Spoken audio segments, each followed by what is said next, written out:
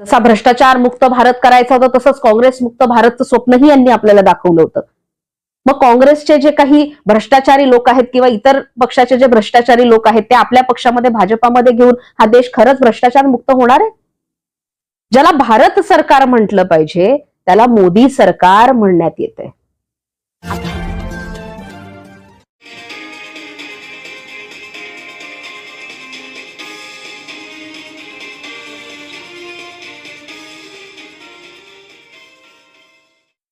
सर्वांना जय भारत. मी प्राची दुधाने. वैचारिक वारसा या जागृती न्यूजच्या आपल्या प्रबोधनात्मक सदरामध्ये पुन्हा एकदा आपल्या सर्वांचे स्वागत करते. आज आपण काही ठळक मुद्द्यांवरती, अर्थातच पुढच्या येणाऱ्या आगामी निवडणुका, ज्या लोकसभेच्या निवडणुका देशामध्ये जाहीर झालेल्या आहेत त्या अनुषंगाने निर्णय प्रक्रिया घेतल्या गेलेली आहे. परंतु भारताचे नागरिक म्हणून आणि मताधिकार आपल्याला आहे, या अनुषंगाने आपणही कोणत्या आणि कसे निर्णय घ्यायचे याबद्दलही सांगणार आहोत. निवडणूक लोकशाहीचा सर्वात मोठा सण होय. आजपर्यंत तर आपण असंच ऐकत आलो, परंतु आज आपण याला काय म्हणणार? विविध मतांतर या बाबतीत निश्चितच असतील, परंतु आपलंही मत या बाबतीचं विशेष ठरणार आहे. इलेक्ट्रॉल बॉन्ड हा शब्द आपण रोज वेगवेगळ्या माध्यमातून ऐकतोय, माध्यमांमधून ऐकत नाहीये. कारण देशातला आजपर्यंतचा झालेला सगळ्यात मोठा हा घोटाळा स्कॅम आहे. सुप्रीम कोर्टाने भाजपासह SBI जी सर्वात मोठी बँक आपल्या देशातली आहे यांना फटकारलं आहे. कारण या इलेक्ट्रॉल बॉन्डच्या माध्यमातून भाजपाने लाखो करोडो रुपये आपल्या राजकीय हितासाठी आणि खरं तर स्वतःच्या हितासाठी वापरलेत. देशातला आजपर्यंतचा सर्वात मोठा स्कॅम याला म्हटला गेला आहे. मोदीजी 2014 मध्ये जेव्हा देशाचे पंतप्रधान झाले, RSS प्रणित भाजपा जेव्हा सत्तेत आली, तेव्हा फार मोठमोठ्या गप्पा यांनी आपल्या समोर मारल्या होत्या. खरं तर आजही ते गप्पा मारायचं सोडून दुसरं काही करत नाहीत. 2016ला नोटबंदीचा जो निर्णय त्यांनी घेतला तेव्हा त्यांनी देशाला उद्देशून सांगितलं की जो काळा पैसा देशात आणि देशाच्या बाहेर गेलेला आहे तो आम्ही परत आणू, देशाला भ्रष्टाचार मुक्त करू. परंतु हेच मोदीजी ना खाऊंगा ना खाने दूंगा म्हणत फकीर हूं झोला उठा के चला जाऊंगा असं म्हणतात आणि खरंच एक दिवस देशाची सर्व संपत्ती आपल्या त्या झोळ्यामध्ये टाकून हे निघून जातात की काय अशी शंका निर्माण व्हायला लागली आहे. कारण या इलेक्ट्रॉल बॉन्डच्या माध्यमातून भाजपाच्या खात्यामध्ये, त्यांच्या नेत्यांच्या खात्यामध्ये जाणारा देशाचा हा पैसा हा किती पटीनं आहे हे आकडे जेव्हा आज आपल्या समोर येतात तेव्हा भोवळ आल्याशिवाय राहत नाही. वेगवेगळ्या कंपन्यांच्या माध्यमातून वेगवेगळे व्यापारी असतील, संस्था संघटना असतील, यांच्याकडून हे पैसे हप्त्यासारखे वसूल खरं तर यांच्या सरकारने करून घेतलेले आहेत.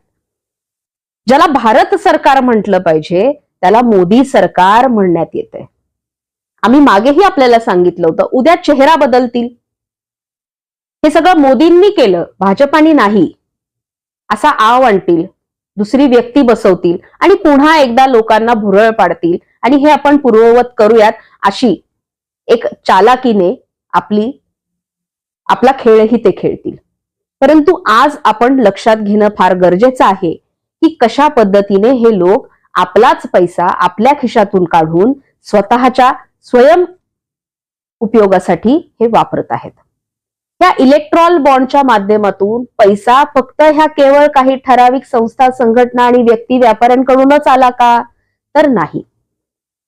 सुप्रीम कोर्टाने SBIला फटकारलं होतं आणि त्यासोबत त्यांना ही यादी सुद्धा मागितली होती की कोणी कोणी भाजपाला अशा इलेक्ट्रॉल बॉन्डच्या माध्यमातून पैसे पुरवलेत.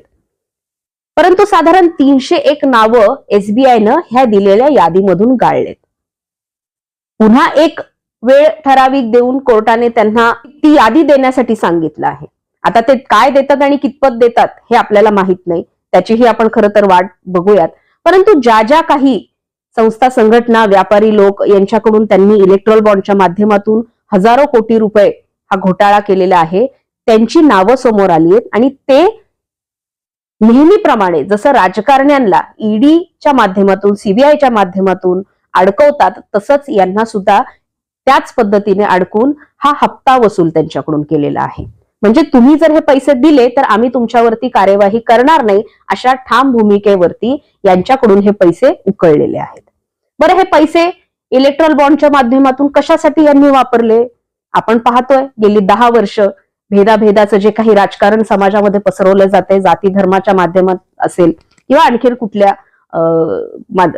आधारे ते केलं असेल, विरोधी पक्ष फोडणे किंवा देशामध्ये विरोधच आपल्याला राहू नये, कारण हुकुमशाही दडपशाही आपल्याला निर्माण करायची आहे, यासाठी हे पैसे वापरले गेले. महाराष्ट्रात जे केलं 50 खोके एकदम ओके, हाच तो प्रकार संपूर्ण देशामध्ये राबवतायत आणि त्यासाठी सुद्धा यातला पैसा वापरला गेला. निवडणुकांसाठी तर वेळोवेळी यातले पैसे त्यांनी वापरलेच, परंतु ईडी, सीबीआय, निवडणूक आयोग असेल, मीडिया असेल, हे सगळं विकत घेण्यासाठी आणि देश रसातळाला घेऊन जाण्यासाठी, मोठमोठ्या व्यापाऱ्यांना पुरवण्यासाठी ह्या सर्व पैशाचा वापर करण्यात आला. इतकंच काही कमी नव्हतं, तर राम मंदिराच्या नावाखाली सुद्धा तुमच्या आमच्या खिशातून जो पैसा यांनी काढून नेला, त्याचा सुद्धा समावेश याच्यामध्ये 1001% आहे. कारण हा पैसा प्रत्येक व्यक्ती तुमच्या दारापर्यंत, तुमच्या घरापर्यंत येऊन गोळा करत होती. यांना मंदिर बांधणं जास्त अधिक महत्वाचं आहे, यांना शाळा नकोत, यांना आरोग्य सुविधा नकोत. देशासाठी, जनतेसाठी, लोकांच्या हितासाठी विविध योजना आणि सुविधा पुरवणे यांना नको. परंतु आपली मोठमोठी पंचतारांकितच नाहीत तर 7 तारांकित ऑफिस कशी उभारता येतील, मोठमोठी मंदिरं आपल्या येणाऱ्या पुढच्या मुठभर पिढ्यांसाठी, भटांसाठी कसा आपल्याला एक चालना त्यांच्यासाठी, एक चलन त्यांच्यासाठी सतत सुरू करता येईल, इतक्यासाठीच त्यांनी विचार केला आणि तिथेच तो सगळा पैसा जिरत राहिला. श्रीमंत मित्रांना हा पैसा पुरवण्यात आला. त्यांची हजारो लाखो कोटींची कर्ज तर माफ केलीच, परंतु या व्यापाऱ्यांच्या सोबत मिळून आपली भागीदारी ह्या लोकांनी वाढवली. गरीब आणखीन गरीब होत गेला आणि श्रीमंत आणखीन श्रीमंत करत गेले. ही श्रीमंत आणि गरिबाची भेदाभेद आणि दरी सुद्धा यांनी याच माध्यमातून वाढवली. हे सगळं, हा पैसा हा जो आलाय, हा आणखीन एका मार्गाने आला होता आणि तो म्हणजे कोरोनाच्या काळामध्ये ज्या लसी यांनी लोकांना टोचवल्या, मोफत देतोय याच्या नावाखाली जो काळा बाजार सगळ्या यांनी घडवून आणला, त्यातून सुद्धा पैसा आलेला हा याच्यामध्ये सहभागी आहे. आणि आपण पाहिलं, महाराष्ट्रातल्या पुण्यातलाच पुनावाला जो हे सिरम इन्स्टिट्यूट मधून ह्या लसी देत होता, खरं तर तो घोड्यांचा व्यापारी आहे, परंतु त्याच्या माध्यमातून लोकांना लस पुरवण्यात गेली. आता त्यांनी घोड्यांची लस टोचवली की कुत्र्याची लस माणसांना टोचवली, हे आपण कुणीही विचारायला गेलो नाही. परंतु या सगळ्या पैशातून लंडनला मात्र त्याने आलिशान घर खरेदी केलं. मग ही अशीच व्यापाऱ्यांची घरं यांनी भरली आणि हे स्वयं केंद्रित राहिले. याच काळामध्ये पीएम फंडात सुद्धा जनतेने भरभरून पैसा दिला. पीएम फंडाचा कुठेही हिशोब दाखवला गेला नाही आणि इलेक्ट्रॉल बॉन्डच्या माध्यमातून आज हा सगळा आर्थिक हिशोब आणि यांचा हा सगळा व्यवहार हा समोर आलेला आहे. आणि हा पैसा आपली लोकशाही संपवण्यासाठी, संविधान संपवण्यासाठी, हुकुमशाहीकडे वाटचाल करण्यासाठी यांनी वापरलेला आपल्याला दिसतो. जी देशामध्ये गरीब अधिक गरीब आणि श्रीमंत अधिक श्रीमंत म्हणतोय आपण, हे जे होतंय हे सगळं याच्याच भोवती फिरते. आज हे मोठेपणाने जाहिरात जेव्हा करतात तेव्हा सांगतात कोट्यावधी कुटुंबांना मोफत अन्न हे घरपोच करतायत. आज जर तुमचा देश प्रगतीपथावर असेल, देश विकास करत असेल, तर कोट्यावधी कुटुंबांना तुम्हाला मोफत अन्न द्यायची वेळ काय येते? खरं सांगायचं तर जो देश काँग्रेसच्या काळामध्ये प्रगतिशील देश म्हणून ओळखला जायचा, आज तो देश मोदींच्या, ह्या भाजपाच्या, ह्या RSSच्या सत्तेत अविकसित देशांच्या यादीत येऊन पडलेला आहे. हे स्टॅटिक्स काहीही सांगत असतील, हिशोब काहीही मांडतील, अमुक अमुक यादीमध्ये अमुक अमुक वरती देश आलाय, जीडीपी इतकी वाढली, हे झालंय, पण ह्या सगळ्या भूलथापा आहेत, यामध्ये काहीही तथ्य नाही. मगाशीच एक मुलाखत आपल्या ज्या बाई आहेत, ज्या नेहमी अर्थकारणाबाबत बोलत असतात. त्यांची ती मुलाखत होती आणि खोटं बोलण्याची प्रथा यांच्यामध्ये कशी आहे हे तिथं समोरासमोर दिसतं की या सगळ्या इलेक्ट्रॉल बॉन्डच्या माध्यमातून तुम्ही हप्ता वसुली ह्या लोकांकडनं केलेली आहे असं पत्रकार म्हणतो. कारण तुम्ही त्यांना दडपशाहीने सीबीआय, ईडी यांच्या धाकाने त्यांच्याकडनं हा पैसा उकळलाय असं सांगतात. तर त्या म्हणतात नाही नाही, आधी त्यांनी आम्हाला पैसे दिले आणि तरी आमचा बघा मोठेपणा की आम्ही तरीही त्यांच्यावरती त्यानंतर कारवाई केली. म्हणजे तुम्हाला लोकांचा पैसा चालतो. मोदीजींची वॉशिंग मशीन चालते. जसा भ्रष्टाचार मुक्त भारत करायचा होता तसंच काँग्रेस मुक्त भारतचं स्वप्नही यांनी आपल्याला दाखवलं होतं. मग काँग्रेसचे जे काही भ्रष्टाचारी लोक आहेत किंवा इतर पक्षाचे जे भ्रष्टाचारी लोक आहेत ते आपल्या पक्षामध्ये भाजपामध्ये घेऊन हा देश खरंच भ्रष्टाचार मुक्त होणार आहे का? भाजपा आपल्यामध्ये अधिक भ्रष्टाचार समावून घेत चाललीये? साधा प्रश्न आहे आणि त्याचं उत्तरही तितकंच सरळ, साधा आणि सोपं आहे. कारण ते आपल्याला समोर दिसतंय. आणि यालाच विरोध म्हणून राहुल गांधी असतील, काँग्रेस असेल, त्यांची ही भारत जोडो यात्रा सुरू आहे. ही दुसरी भारत जोडो यात्रा आहे. आणि या दोन्ही यात्रेंमधून इतकाच फक्त त्यांचा हेतू आहे की आपण समाजापर्यंत जोडल्या गेलो पाहिजे. लोकांच्या समस्या काय आहेत ह्या जाणून घेतल्या पाहिजेत. कारण गेल्या 10 वर्षामध्ये प्रगतिशील असणारा देश हा भारत देश अप्रगतिशील राज्यांमध्ये येऊन बसलेला आहे. आणि जर हा देश आपल्याला वाचवायचा असेल तर लोकांच्या समस्या जाणून घेतल्या पाहिजेत. आज आपण पाहतोय शिक्षणाचा विषय आहे. शिक्षणामध्ये विविध राज्यांमध्ये पेपर फुटीसारखे प्रकरण सुरू आहेत. यामुळे काय होतं, काय नुकसान होतंय आपल्या मुलांचं, त्यांच्या भवितव्याचं? हा आपल्या महाराष्ट्रात होत नाहीये किंवा फार तुरळक होतंय म्हणून आपण सोडून द्यायचा? पण या परीक्षा कोणत्या आहेत? यातून शिक्षणाचा जर स्तर घसरला, शिक्षण जर आपल्या येणाऱ्या पुढच्या पिढ्यांना मिळालं नाही तर आपली स्थिती आणि परिस्थिती काय होईल हा प्रत्येक पालकाचा प्रश्न नाही? मग हे होऊ नये याच्यासाठी सुद्धा आपण एक कायदा आणू, हे सुद्धा राहुल गांधी सांगतायत. महिलांसाठीचा न्याय असेल, शेतकऱ्यांसाठीचा न्याय असेल, श्रमिकांचा न्याय आहे, युवकांसाठी न्याय आहे, वयोवृद्धांना सुद्धा न्याय या माध्यमातून देण्यासाठी ते सांगतायत. हे त्यांना का सांगावं लागतंय? तुम्ही म्हणताल 60 वर्ष 70 वर्ष तर ते सत्तेत होते ना, मग त्यांनी काय केलं? त्यांच्याकडून चुका झाल्या नाहीत का? निश्चितच चुका ह्या होणारच आहेत आणि झाल्याही असतील आणि त्याचं समर्थनही कुणी करत नाही. परंतु त्याआधी काँग्रेसने देशाला काय दिलं, गांधी नेहरूंनी देशाला काय दिलं आणि काँग्रेसमध्ये असणाऱ्या इतर नेत्यांच्या माध्यमातून सुद्धा देशाला काय काय मिळालं, ज्या सकारात्मक बाबी आहेत ह्या आपण विसरू शकत नाही आणि त्या विसरून चालणार देखील नाही. ह्या 10 वर्षामध्ये प्रखरपणे आपल्याला ते जाणवत असेल की 60-65 वर्षामध्ये काँग्रेसने देशाला काय दिलं. तरीही हे काँग्रेसचं सरकार होतं असा उल्लेख कधीही झालेला नव्हता. हे भारताचंच सरकार होतं. परंतु भाजपाच्या काळामध्ये एक चेहरा समोर ठेवून त्याला हे मोदीचं सरकार आहे आणि ही गॅरंटी ही सुद्धा मोदीची आहे हे आपल्याला सांगण्यात येते. कारण स्वयंकेंद्रित लोक आहेत, हे संकोचित लोक आहेत, त्यांची विचारसरणी मनोवादी आहे, त्यांना देशात संविधान नकोय. आणि हेच राहुल गांधी सांगतायत की देशाचं संविधान वाचवण्यासाठी सुद्धा मी रस्त्यावर आलोय आणि जनसामान्यांमध्ये जाऊन त्यांनाही जागृत करतोय. देशातील वंचितांना, पीडितांना न्याय हक्कासाठी ते लढतायत. जर पुन्हा एकदा काँग्रेसची सत्ता केंद्रामध्ये आली तर अर्थकारणात सुद्धा आम्ही इथल्या जनतेला भागीदारी देऊ, हे राहुल गांधी सांगतायत. जी भागीदारी आज भाजपा आपल्या व्यापारी मित्रांच्या सोबत शेअर करतायत. त्या इलेक्ट्रॉल बॉन्डच्या ह्या सगळ्या प्रकरणामध्ये खरं तर भाजपाला सर्वाधिक पैसा आलेला आहे, सर्वाधिक.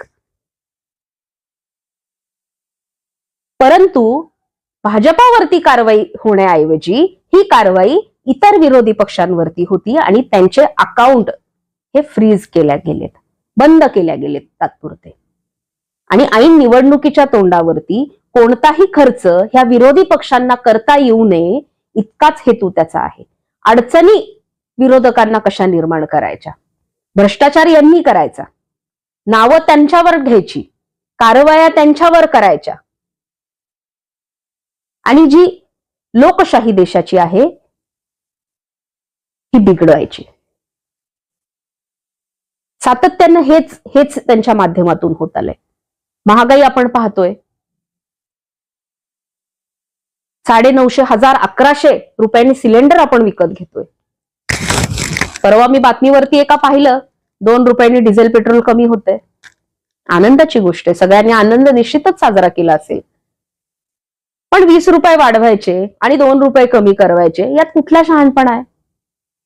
हे करायचं फक्त निवडणुकीच्या तोंडावरती. एकदा ते तुमचं मतदान झालं, तुमच्या बोटाला काळीशाई लागली की ते कमी झालेले 2 रुपये 10 रुपयांनी कसे वाढतायत हे तुम्हीच बघा. बरं, भारत हा एक देश आहे. भारताच्या प्रत्येक राज्यामध्ये हे दर एकसारखे राहू शकत नाहीत का? गुजरातमध्ये डिझेल पेट्रोलचे रेट आपल्या महाराष्ट्रापेक्षा कमी आहेत. गुजरातचा राग आम्हाला नाही, परंतु महाराष्ट्र द्वेषी हे नक्की आहेत. आणि म्हणूनच महाराष्ट्र जी संतांची भूमी म्हटलं जातं, जी क्रांतिकारकांची भूमी म्हटलं जातं, तिचा जो इतिहास आहे तो मलिन करण्याचा प्रयत्न यांच्या माध्यमातून वारंवार केला जातोय. आत्ताच परवा कोणतरी तो मनसेचा एक देशपांडे नावाचा काहीतरी नेता आहे, राहुल गांधी मुंबईत येऊन सावरकरावरती जर काही बोलला तर त्याला महाराष्ट्रात फिरून देणार नाही अशी धमकी देतोय. कोण सावरकर? माफीवीर सोडून तर त्या सावरकराला कुणी ओळखत नाही. आणि सावरकर या व्यक्तीची सुद्धा बदनामी जी केली, त्याचं चारित्र्य हनन हे सुद्धा जे केलं, हे भाजपा आणि RSS कडून झालंय. खोटा इतिहास वारंवार तुमच्या माध्यमातून तुम्ही त्या व्यक्तीबाबत सांगता. काय वीरपणा त्यांनी देशाच्या स्वातंत्र्यासाठी आणि देशहितासाठी केला, काय बलिदान त्यांनी दिलं आणि केले. ज्या गांधी नेहरूंनी देशासाठी बलिदान दिलं, तन मन धन त्यांनी आपलं सर्व ह्या देशाच्या हितासाठी, देशाच्या स्वातंत्र्यासाठी त्यांनी वाहून सगळं दिलं. आज तुम्ही त्यांच्या येणाऱ्या पुढच्या पिढ्यांना देशद्रोही म्हणताय. आणि ज्यांनी खरंच देशाच्या विरोधात त्यांनी द्रोह पुकारला, देशाला तोडण्याचं काम केलं, आजही ते भेद पसरवतायत, आजही देश तोडतायत, त्यांना तुम्ही वीर म्हणताय. आणि कुणाला धमकी देताय तुम्ही? देश हितासाठी ज्याच्या आजीला गोळ्या घालून मारलं, ज्याच्या बापाला बॉम्बनी उडवून दिलं, तो आज रस्त्यावर उतरतोय न घाबरता आणि तुम्हाला आम्हालाही सांगतोय डरो मत. तो उद्या सत्तेत येईल नाही माहित नाही, त्याला पंतप्रधान व्हायचंय की नाही हे माहित नाही, परंतु तुमच्या माझ्या न्याय हक्कासाठी जो स्वतःच्या जीवाची देखील पर्वा करत नाही आणि ज्याला फक्त कुटुंबवाद तुम्ही म्हणताय आणि त्याच्या मागे तुम्ही लागताय, त्याच्या कुटुंबाचा इतिहास जो खरं तर काँग्रेसचा इतिहास म्हटलं पाहिजे, तो कधी समजून घेणार आहे? आणि तो आज आपल्याला इथे बसून समजून सांगावा लागतोय. हीच सगळ्यात मोठी शोकांतिका नाही का? खेडोपाडी जाऊन वयस्कर वयोवृद्ध लोकांना तुम्ही काँग्रेस काय होती काय नाही ते विचारा. मी आधीच सांगितलं, चुका झाल्या नाहीत असं मी म्हणणार नाही, परंतु गेल्या 10 वर्षाचा RSS प्रणित भाजपाचा जर तुम्ही ग्राफ पाहिला आणि जर काँग्रेसचा 65 वर्षाचा पाहिला तर तो फरक तुम्हाला निश्चित समजून येईल. आणि तो फरक सांगायची आणि समजून घेण्याची खरं तर आवश्यकता सुद्धा नाही. आत्ताची ही आपली येणारी जी आता सुरू जी चालू पिढी आहे, ही ह्या भाजपाच्या काळामध्ये, त्यांच्या सत्तेमध्ये तिची अवस्था काय आहे आपल्यासह हे आपण विचार करायला पाहिजे. आणि आपल्याला जे काही शिक्षण मिळाल्या, सोयी सुख सुविधा मिळाल्या, याची सुद्धा आपण तुलना करणं गरजेचं आहे.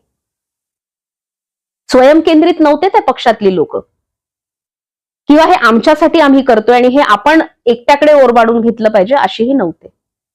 ज्या गांधींना नेहरूंना तुम्ही नावं ठेवता, त्यातले हे नेहरू हे श्रीमंत गडगंच्या घरातले होते. देशाच्या प्रगतीसाठी, त्याला प्रगतीपथावरती आणण्यासाठी त्यांच्या वडिलांनी सुद्धा आपल्या इस्टेटीचं दान ह्या देशासाठी केलं होतं आणि ती कोट्यावधीची तेव्हाच होती. त्यांना लांडी लबाडी करणं, चोरणं किंवा तुमच्या माझ्या खिशातले पैसे घेऊन पळून जाणं हे त्यांचं हेतू असता तर ते कधीच गेले असते, गरज नव्हती त्यांना. आज नाही त्या प्रकारे चारित्र्य हनन इंदिराजी असतील, राजीव गांधी असतील यांचं केलं जातं, नेहरूंचं केलं जातं. जे काही चुकीचं होतं, जे काही बिचाऱ्या मोदींना करता येत नाही, त्या सगळ्याचं खापर नेहरूंवरती फोडल्या जातं. काय म्हणावं ह्या नेहरूंना आणि गांधींना? तुमचा नकर्तेपणा लपवण्यासाठी तुम्ही आज त्या लोकांची नावं घेणार जी हयातीतच नाही.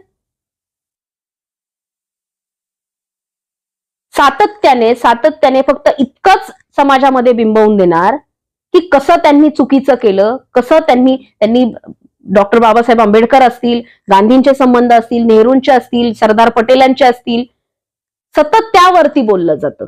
परंतु या सगळ्यांच्या एकत्रित माध्यमातून देशाला संविधान जे मिळालं, ते संविधान तुम्ही संपवण्यासाठी जे काही कटकारस्थान करताय तुम्ही त्यावर बोलणार नाही. समाजकारण जर आपल्याला जपायचं असेल तर त्यासाठी राजकारणाची जोड निश्चितच लागते, परंतु आज समाजकारणापेक्षा राजकारण अधिक महत्वाचं झालंय. कारण ही सत्ता पिपासून लोक सत्तेत येऊन बसलेत. व्यापाराला चालना देण्याचं, खऱ्या अर्थाने स्वातंत्र्यानंतर देशाची जी स्थिती आणि परिस्थिती होती ती सुधारण्यासाठी, देशाला प्रगतिशील राष्ट्रांमध्ये आणण्यासाठी नेहरूंचं योगदान हे फार मोठं आहे. असं आम्ही म्हटलं की मग ह्या अंधभक्तांनी म्हणायचं बाकी कुणी काही केलंच नाही का? केलं ना. एकट्या व्यक्तीमुळे हे सगळं होत नाही आणि यांनी कधीच सांगितलं नाही की हे सगळं फक्त माझ्यामुळे झाले किंवा हे मी केलं म्हणून झाले.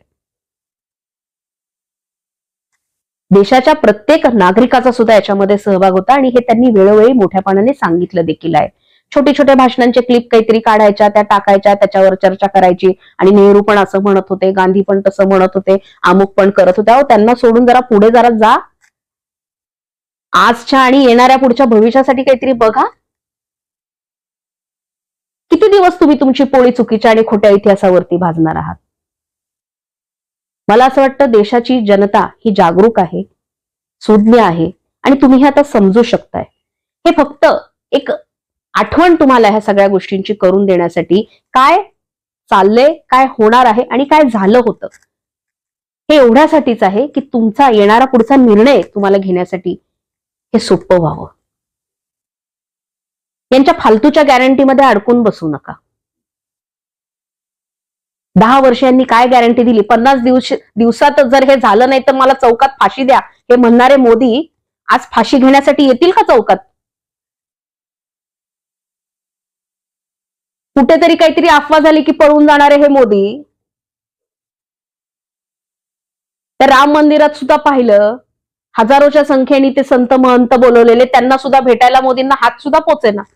इतकी तर त्यांना सिक्युरिटी, कारण भीती आहे, आपण चुकीचं करतोय हे माहिती आहे ना. त्यामुळे या येणाऱ्या लोकसभेच्या निवडणुकीमध्ये जी ही लढत होणार आहे ही कोण्या दोन पक्षांमध्ये किंवा सत्ताधारी आणि विरोधकांमध्ये होणार नाहीये, तर ही ह्या हुकुमशाहींमध्ये आणि तुमच्या आमच्यामध्ये होणार आहे. हा सरळ सरळ लढा आहे जनतेच्या आणि सत्तेत आज बसलेल्या ह्या RSS प्रणित भाजपासोबत. काँग्रेस त्याच्याकडे एक पक्ष म्हणून बघू नका, ते प्रतिनिधित्व म्हणून बघा आणि हे ठरवा. तुम्हाला जर खरंच तुलना करायची ना तर 65 वर्षाच्या काँग्रेसच्या कार्यकाळाचा आणि 10 वर्षाच्या भाजपाचा जो कार्यकाळ आहे त्याच्यामध्ये तुलना करून बघा.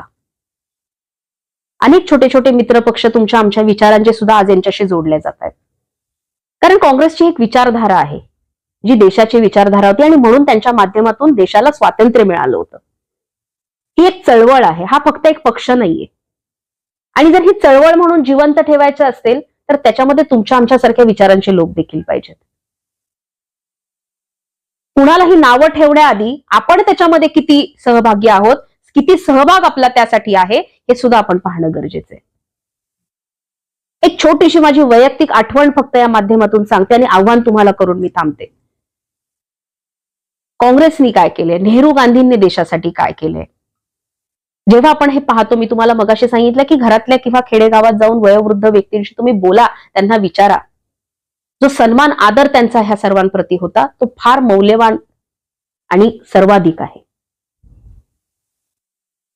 माझे आजसासरे जे आज खरं तर हयात नाहीत, परंतु आपण घरातल्या मुलांना आपण जेव्हा स्वप्न पाहतो की आपली मुलं मोठी होऊन काय होतील किंवा काय बनतील, कोणातरी मोठ्या आणि आदर्श व्यक्तीचं आपण त्यांना नाव घेऊन सांगतो. माझे आजोसासरे माझ्या मुलीला इंदिराबाई म्हणून आवाज द्यायचे. ही आमची इंदिराबाई आहे म्हणायचे. त्यांच्या बोलण्यात सुद्धा इतका आदर आणि प्रेम होता. मुलाला जेव्हा माझ्या बाप बघायचे तेव्हा ते म्हणायचे, हे गांधी बाबा आहेत आमचे. जे त्यांच्यामध्ये ती प्रेरणा होती की हे काहीतरी पुढे सकारात्मक चांगलं करतील, लोकहिताचं काम करतील, नाव त्यांच्यासारखं कमवतील. म्हणून तो आदर्श आपला जो होता, त्यांचे ते प्रतिनिधित्व यांच्यामध्ये येईल या आशेने ते त्यांच्याकडे बघायचे. आणि हा फार मोठा खरं तर सन्मान आपण समजला पाहिजे. त्यांनी अमुक केलं, त्यांनी तमुक केलं, मग इंदिरा गांधींनी आणीबाणीच का त्यावेळेस देशावरती लादली, मग महात्मा गांधींनी देशाची तो फाळणीच केली. हे जे व्हॉट्सअप युनिव्हर्सिटीचे जे मेसेज फॉरवर्ड होतात आणि छोट्या छोट्या क्लिप करून आपल्याला दाखवलं जातं, ते भुलवलं जातं, ते बंद करा. सद्विवेक बुद्धी स्वतःची थोडीशी जागृत ठेवा. पुस्तकं वाचा, खरा इतिहास शोधा काढा आणि ते समजून घेण्याचा प्रयत्न करा. त्याच्यामध्ये किती तथ्य आहे, ते किती खरं आहे आणि किती खोटं आहे. आज जे हे 10 वर्ष सत्तेत बसून फक्त विविध योजनेची नावं बदलतायत ना, ते योजना सुद्धा सगळ्या काँग्रेसच्याच आहेत. करता तर आपल्याला काही येत नाही. मगाशीच सांगितलं की कितीतरी कोटी लोकांना घरपोच आम्ही अन्नधान्य पुरवतोय हे सांगता येते. खरं तर ते पोचत नाहीये. ती फक्त स्वतःची जाहिरात त्यांना करायची. आज टीव्हीवर 2च जाहिरात दिसतात. आज आपण महाराष्ट्रात आहोत म्हणून महाराष्ट्र सरकारने काय तीर मारला आणि केंद्रात यांनी काय तीर मारला, बाकी दुसरं काही आपल्याला दिसत नाही. ते काय टीव्हीवरती आपण बघतोय हे सुद्धा विसरून जातं. इतक्या वेळा त्या भंपकत्या ऍड दाखवल्या जातात.